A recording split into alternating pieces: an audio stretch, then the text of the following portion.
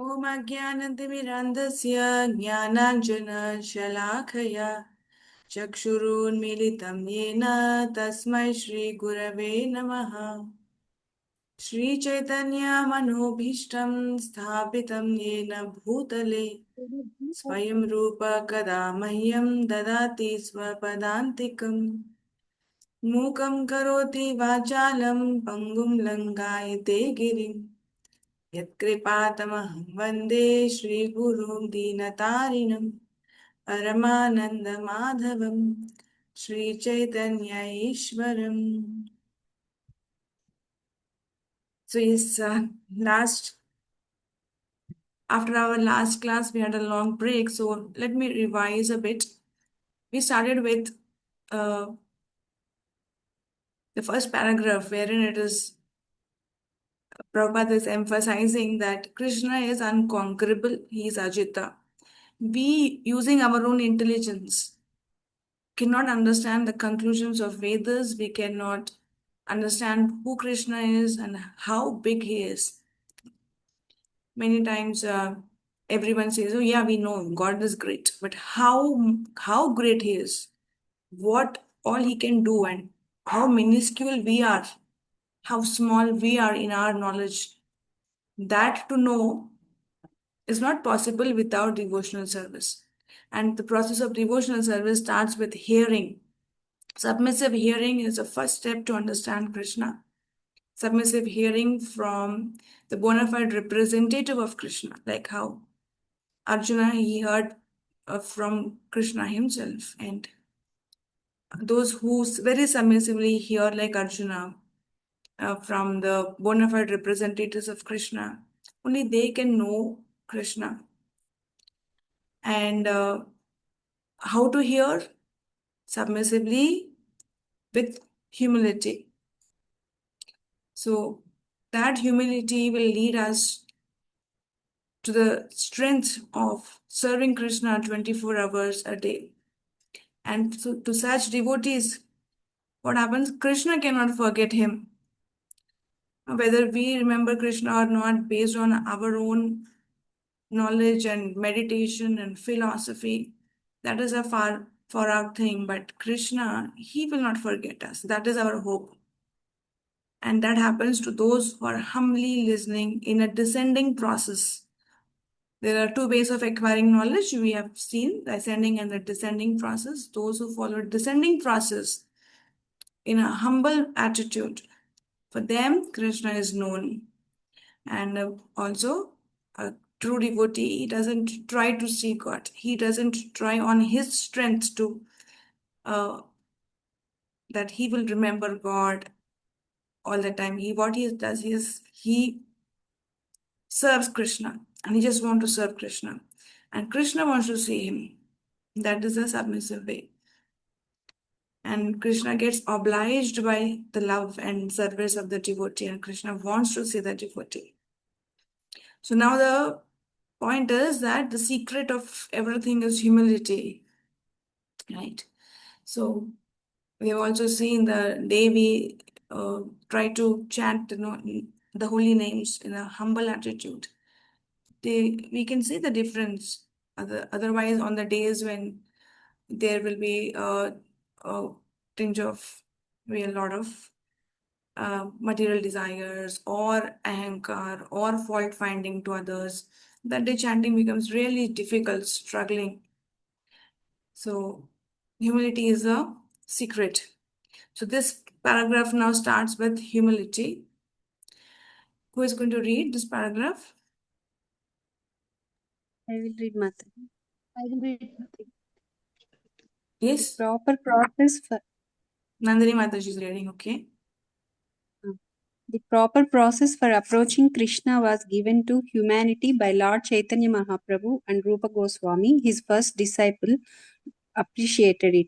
Rupa Goswami was a minister in the Muhammadan government, but he left the government to become a disciple of Chaitanya Mahaprabhu. When he first went to see the Lord, Rupa Goswami approached him with the following verse. Namo Mahavadanyaya Krishna Prema Pradayate Krishnaya Krishna Chaitanya Namine Gauratvishe Namo Namaha. I offer my respectful obeisances unto the Supreme Lord Sri Krishna Chaitanya, who is more magnanimous than any other avatar, even Krishna himself, because he is bestowing freely what no one else has ever given. Pure love of Krishna. Chaitanya Charitamrita Madhya Leela 19.553. Continue the next paragraph also, please, Mataji. Okay, ma'am. Rupa Goswami called Chaitanya Mahaprabhu the most munificent, the most charitable personality, because he was offering the most precious thing of all very cheaply, love of God. We all want Krishna and are all hankering after him. Krishna is the most attractive, the most beautiful, the most opulent, the most powerful, and the most learned. That is the object of our hankering. We were hankering after the beautiful, the powerful, the learned, the wealthy. Krishna is the reservoir of all of this. So we need only turn our attention toward Him, and we will get everything, everything, whatever we want. Whatever is our heart's desire will be fulfilled by this process of Krishna consciousness. Hare Krishna. Thank you, Mataji. So, Rupa Goswami, he was a minister in the Mohammedan government, but he left the government service and he wanted to become disciple of Chaitanya Mahaprabhu. And he went to see the Lord along with his brother Sanatana Goswami. These two brothers, it is said in Chaitanya Charitamrita that they took a very, very humble position when they went to see the Lord. They did not go like royal ministers, you know. Many times when we go to temples, we decorate ourselves very nicely, right? And that is what is something that everyone does. We go outside our homes, we do decorate ourselves nicely, and we do take advantage of it, whether if someone is a VIP, they take an advantage of their position to get a closer darshan of the Lord. These things are normal in this society. But when Rupa Goswami and Sanatana Goswami, they went to see the Lord, they did not go in their minister attire. They went as plain citizen in a plain clothes. And not only that, in those days, the external way of showing humility that I am the lowest of everyone is to keep a blade of grass in between the teeth. So they were keeping the blade of grass in between the tree teeth and they approached Chaitanya Mahaprabhu. That is a taking very, very humble position that I am nothing actually. What value does a blade of grass has? People trample over it. And does it complain? No. So they are showing that my Lord, do whatever you want to do with us. We are lower than the blade of grass. All that we want is your shelter. That's all. So this was a position that Rupa Goswami and Sanatana Goswami took when they went to see Chaitanya Mahaprabhu. And they were scholars. They were scholars of many languages, including Persian, Arabic, and Sanskrit. And immediately he composed this verse as pranam mantra to Chaitanya Mahaprabhu. Even today we sing this. Namo Mahavadanyaya. It's like not only just Vadanyaya, not only just magnanimous, that is not only merciful, but Maha merciful. Why? Because the highest thing you are giving at the cheapest rate. Who does that? Not even Krishna did that, but now you have come, you are Krishna yourself. We know that, but in a different complexion. But when Krishna comes in his own complexion, that time also he did not give this. What he demanded, Krishna said in Bhagavad Gita, no? He demanded surrender. Surrender unto me and I will protect you. But what Chaitanya Mahaprabhu did, he just came here to freely distribute love of Godhead. Whoever was ready to accept the mercy. That's all. And love of Godhead is what is not a joke. It's the highest thing anyone can get. Right now, we are all forgetful of Krishna, right? We don't know who we are and what is our relation with Krishna. And what about developing love for Krishna? That is a great thing, greatest thing. And that Chaitanya Mahaprabhu is giving freely. Just chant Krishna's name in a humble attitude, offenselessly, gradually, you will develop Krishna prema. Simple process he gave to everyone without any discrimination. Without any discrimination of caste, creed, social status, male, female, child, or old person. He didn't discriminate at all. Whomever he wanted to give love of Godhead, he gave. Or whomever he saw that he's humbly serving, he just attracted his mercy and he gave love of Godhead. We see in the Srivas Thakur house when Chaitanya Mahaprabhu was uh, having one night this Mahaprakash Leela. That time Abhishekam was going on. Chaitanya Mahaprabhu's Abhishekam was going on. That's a very beautiful pastime. Someday we will cover it in detail. How Chaitanya Mahaprabhu revealed himself that I am Krishna. According to the mood of the particular devotee, he was giving him that darshan. Like if someone was a devotee of Ramchandra, so Chaitanya Mahaprabhu was giving him darshan as Ramchandra. So this kind of Leela was going on, which is called as Mahaprakash Leela. So during that time, all the devotees were doing Abhishek to the Lord because he was now manifesting, it was now Prakash. He was showing that I am Krishna. So that time, one servant of Srivas Thakur, her name was Dukhi, and she was serving. How she was serving? She was not directing everyone, giving orders, do this, do that, or taking a very big leadership position. Nothing. She was serving in a very, very humble attitude at the background by simply getting Ganga water in pots and handing over to the other devotees. And the other devotees would hand over to the more senior devotees or to those who are very near to the Lord. And this way, the pots were being handed over, transferred from one devotee to other. And this lady was very enthusiastically and very hardworking in a very humble attitude as a servant of Srivas Thakur. She was just trying to please her master in a humble way without taking any center stage. She was in the background. No one knows who this Dukhi was. No one knew that what kind of devotee she is or what kind of bhav she had for devotees to serve the Lord. No one knew. But Chaitanya Mahaprabhu sitting there, he asked, who is that lady? From afar, he pointed out to her. And Srivas Thakur said, she's my servant, my lord. And then he said, what is she doing? Chaitanya Mahaprabhu asked, and Srivas Thakur said, she's serving the devotees to help them to get the Ganga is far, right? So she's getting water for your Abhishek. So Chaitanya Mahaprabhu said, what's her name?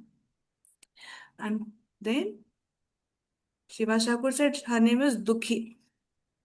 And Chaitanya Mahaprabhu said, from today onwards, I am giving her love of Godhead, love of Krishna, and no more she can be Dukhi. She is Sukhi. She is serving my devotee so humbly. That is Srivas Thakur. She is serving you so humbly.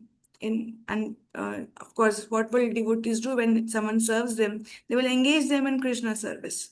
That's what Srivas Thakur was doing. He was engaging Dukhi in Krishna service and Chaitanya Mahaprabhu service. So Lord was so happy with all this arrangement of someone serving very humbly, and the devotee whom they are serving are all engaging them in service of Krishna. This is the ideal way of serving and taking service. Chaitanya Mahaprabhu was so pleased by the attitude, basically, the humble attitude in which she was serving. And he decided to then and there give her love of Godhead. And as soon as Chaitanya Mahaprabhu said, Dukhi, you chant Krishna's names, and now onwards you will be Sukhi. She started to chant Hare Krishna, Krishna Krishna, Hare Hare, Hare Rama, Rama Rama, Hare Hare. And she started to cry And she started to develop all the symptoms of love of Godhead. Of those who attains the love of Godhead, they show some symptoms of love, of pure love to Krishna. She started to manifest all that, and all the devotees were so happy to see that. No, and none of them, obviously, none of them did ever feel this tinge of jealousy or why not me kind of thing. We are also serving the Lord. We are also taking part in Abhishekam. Why only Dukhi got this mercy? No, everyone was so happy for that lady because everyone was humble in their own positions. They don't think that we deserve it. They always think that we just here to please the Lord. If the Lord pleases, let it be so. Or else we'll be happy with the service only. Our reward is our service, not any salary, not any promotion, or not anything. We just want that Lord be happy and we somehow attain love for the Lord. Not that, many times uh, devotees they ask, what is the meaning of love of Godhead? Love for Krishna. Love, what is Krishna Prema? And sometimes when I ask the same question, the answer is that Krishna should love us. Krishna's love we want. Well, Krishna always loves us. Is waiting for us to return to him. He is full of love for every jiva who has left him. Still, he is not angry with us, or he is not thinking that, oh no, you have left me, okay, let me punish you and you will learn your lesson. No, he is waiting for us to understand our position as his servant, eternal servant, loving eternal servant. And that that is what is love of Godhead. We should attain that love for Krishna. He's waiting to for our life, for our love. And of course, it's not that we do not know the uh, we do not know the goal. We all know that we are trying to love Krishna, and many times we are forgetting Krishna. Many times uh, most of the times Maya is there who make us dance according to the ropes of material nature. And that is where the problem is. Otherwise, how to develop humility? This question is, not not even the correct question, because we as souls are always humble. As we are part and parcel of Krishna, and our real position is we are all humble. A soul is humble.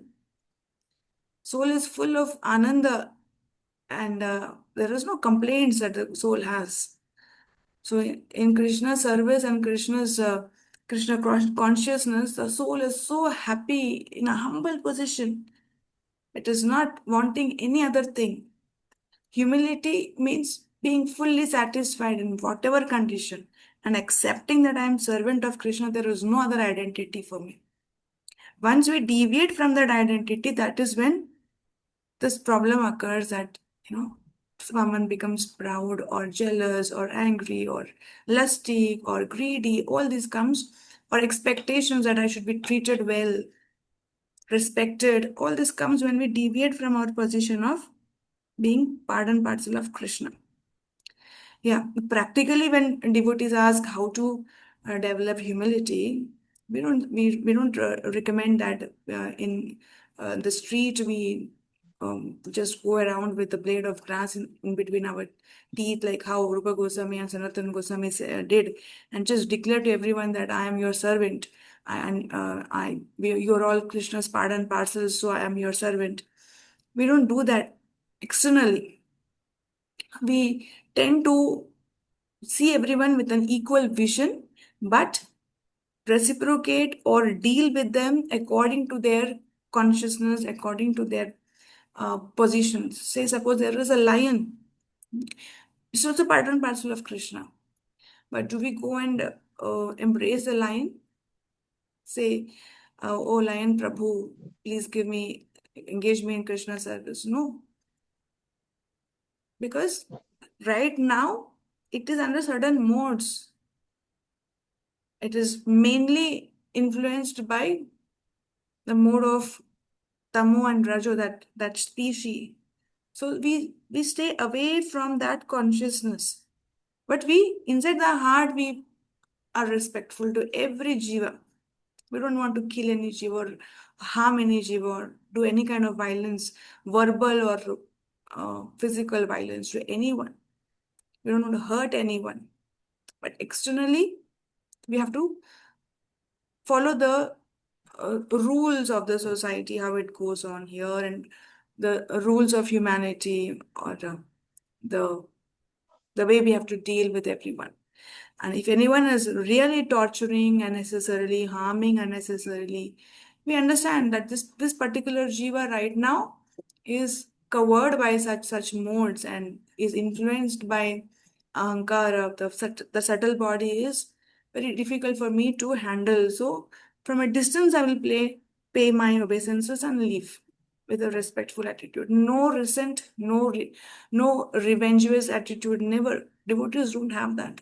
They understand who that is, who that person is, who is, of course, if there is a physical abuse or a verbal abuse, we maintain distance.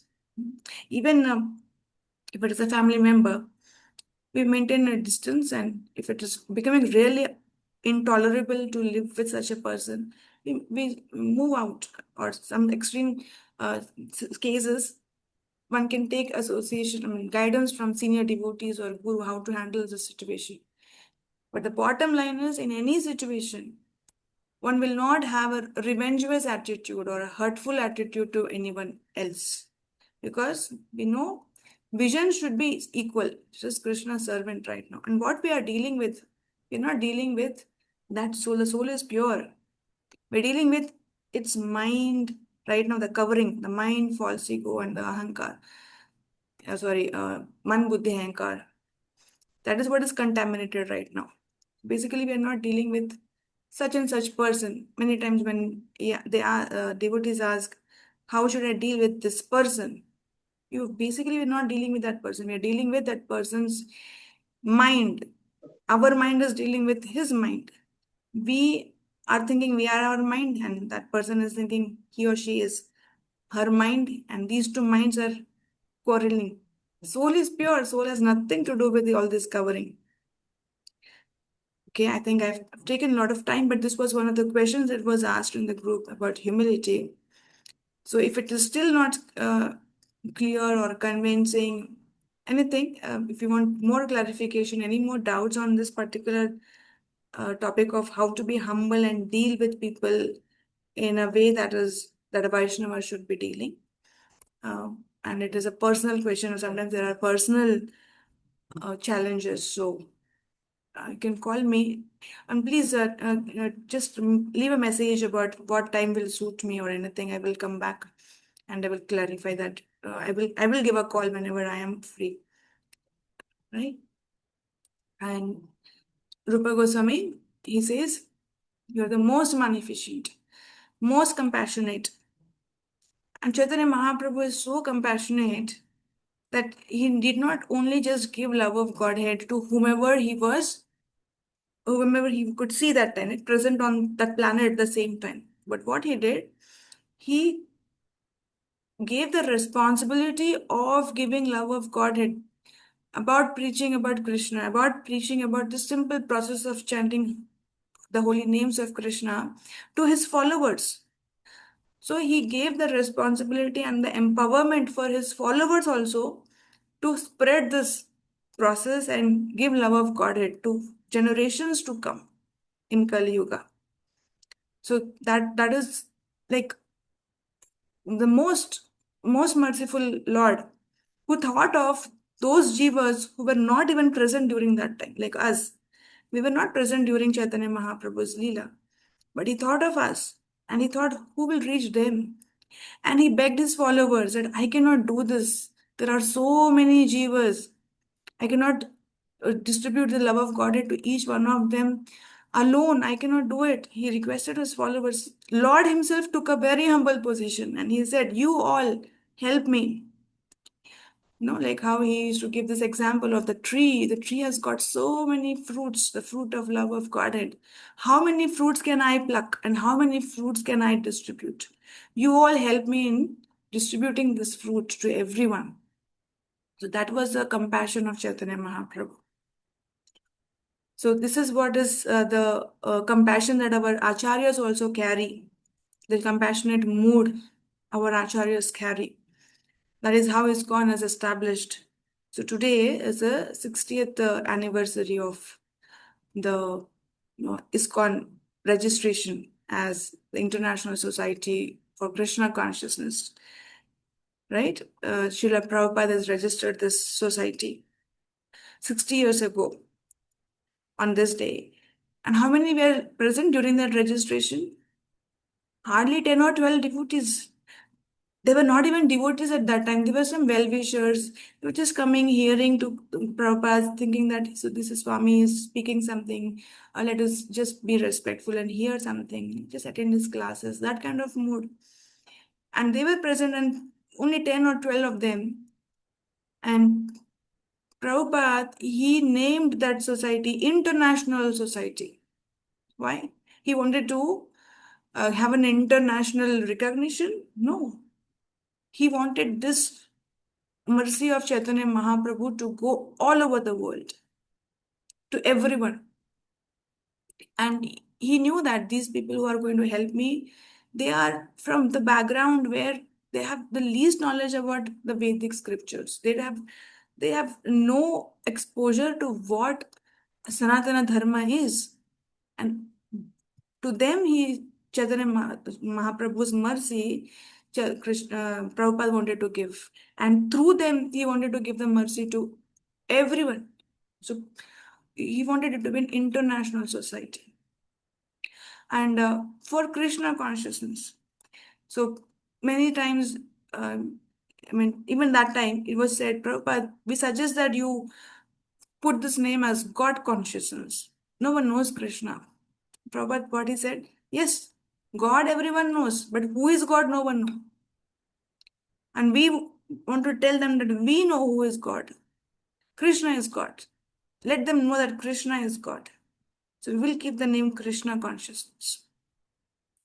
So Prabhupada was so confident, so bold, at the same time so humble and so compassionate.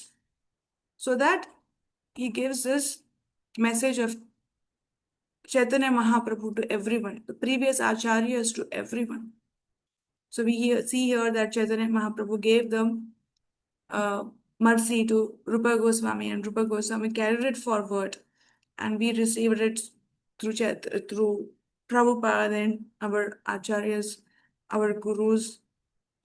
Such a great thing, big thing with least effort, right? All that we want is what? Love, right? Everyone wants love, but no one knows whom to love.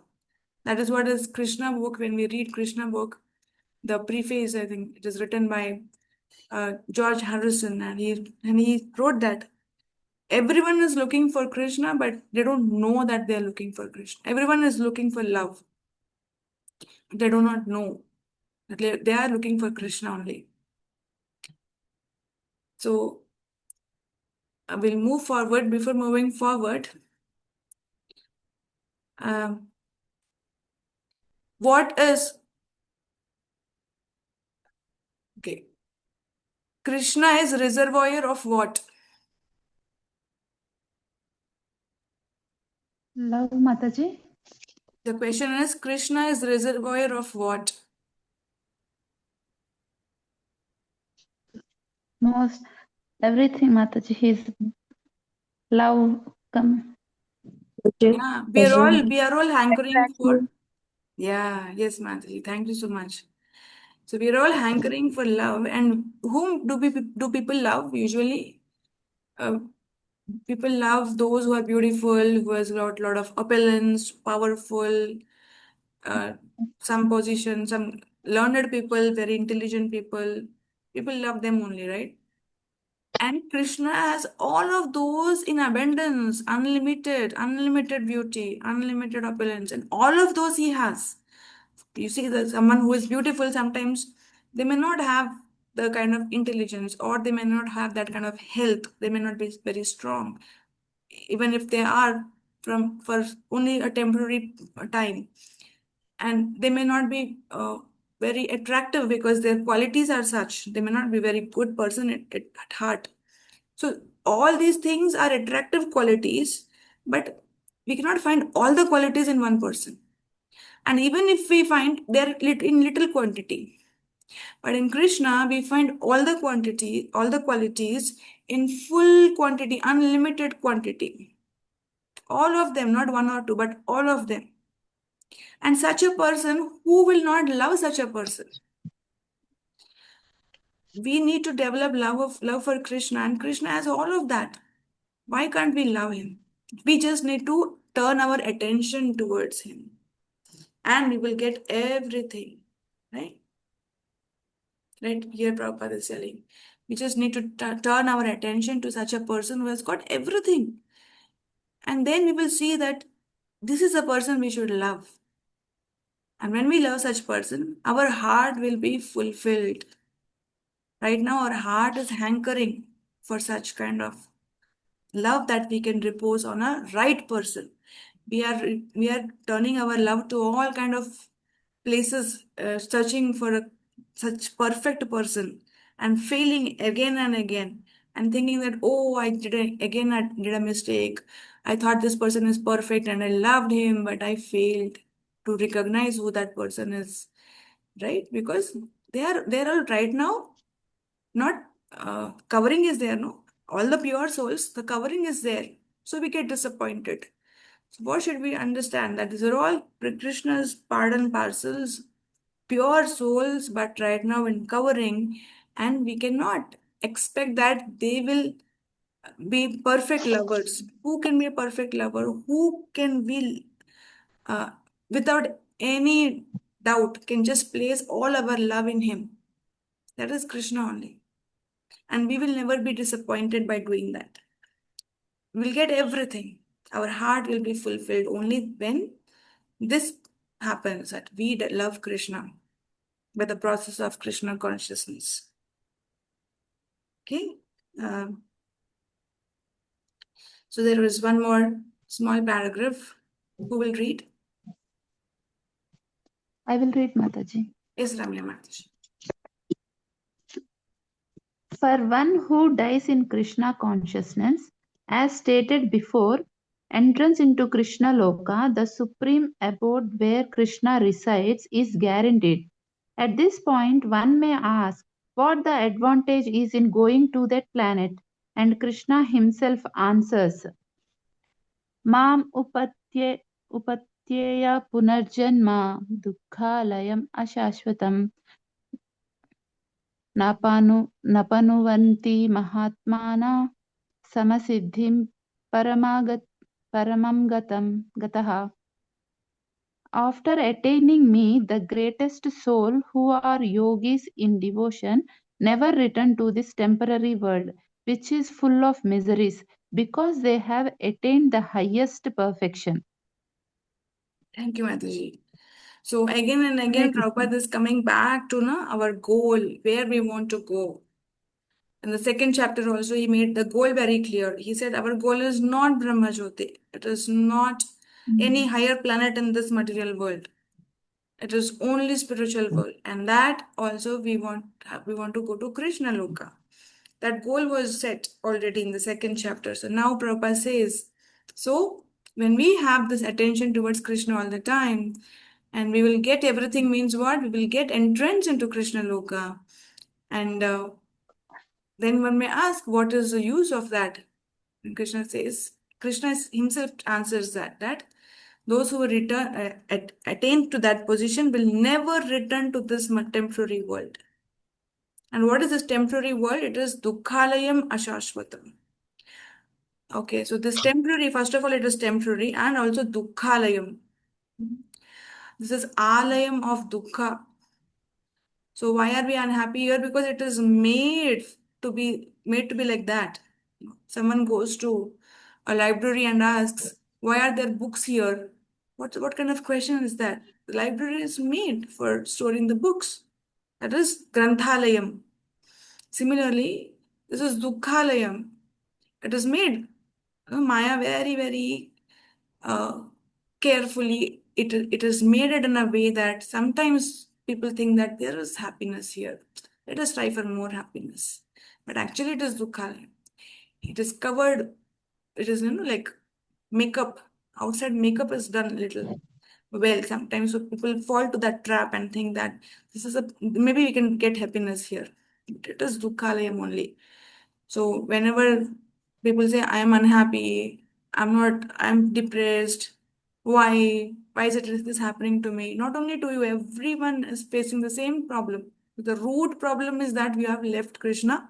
Now in this temporary world, which is also Dukkhalayam, where you're trying to find happiness, which will never going to happen. Permanent happiness is not going to happen in a temporary world, and it is full of miseries. So Krishna himself is telling that those who will attain Krishna Loka, who will attain me, those who are yogis in devotion, that is bhakti yogis, great souls, they will never return to this temporary world. Why will they return here? They are meant to be with me. So once who go to Brahma Jyoti, I told, there is a chance for them again to return back. Mostly they return back to material world again to practice the process and complete the process towards bhakti yoga. Uh, but those who are bhakti yogis who attain Krishna Loka, they will never again return here. So we have already completed this paragraph. So please remember this verse number 8.15, where Krishna is certifying this material world. He gave a certificate to this material world, no? What it is? Dukkhalayam Ashashvatam. This is a board that is kept outside the shop. Sometimes there are boards, right? The flexes, the title. What will you get here inside? It is a medical store, means outside there will be a medical store. It is certified that here you will get medicines. Similarly, Krishna is certifying this material world. This is Dukkhalayam Ashashvatam. What you will get here? It is only dukkha, all kinds of miseries, full of miseries. Everyone has got their own tale, their own story of miseries, how much miseries they have faced. And also Ashashvatam, it is temporary. But people think this is permanent. The people who we get miseries from, they are also temporary. And the situation is all temporary. Now this kind of misery is there, it will all go into, and then some other misery will come. That will also be temporary. And those people involved in those miseries were also temporary. But again, everything appears so permanent and so real. That is another kind of misery, no? To be in that illusion. So please remember this verse number 8.15, and we will continue with our discussion tomorrow again at 4 o'clock. I'm sorry, today I have to, started another meeting that was meant to be for another group. Usually that is at 4 o'clock, so I thought that it is this link only. And thereafter, from a Friday, we'll try to do in the mornings, 10:20 onwards, so that 11 o'clock I can join my Bhakti Vaibhava class. Thank you.